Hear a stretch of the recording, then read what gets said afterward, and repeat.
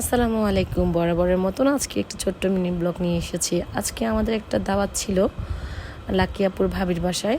ভাবি এত রান্না করেছে, আইটেম বলে শেষ করা যাবে না। মজাদার সব খাবার করেছে, ডিম করেছে, চিকেন ফ্রাই করেছে,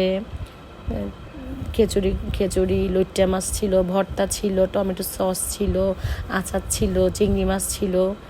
এত আয়োজন করেছে যা বলে শেষ করা যায় না। ধন্যবাদ ভাবিকে আমাদেরকে এত একটা সুন্দর মুহূর্তে কাটানোর জন্য, আমাদের সাথে কমিউনিকেশন করার জন্য, চিল করার জন্য। খাবারগুলো অনেক মজা ছিল ভাবি।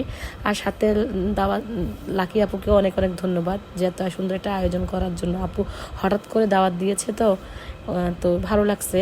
আপু হচ্ছে আমার একটা অফিসের কলিগ, তো আমরা এখানে অফিসের কলিগেরাই গিয়েছিলাম। খাবারগুলো আসলে অনেক মজাদার ছিল। তো লাকি আপু তোমাকেও অনেক ধন্যবাদ, সাথে ভাবিকেও অনেক ধন্যবাদ, তোমাদের দুজনকেও অনেক ধন্যবাদ। মাঝে মধ্যে এইভাবে আমাদেরকে ট্রিপ দিবা। আসসালামু আলাইকুম।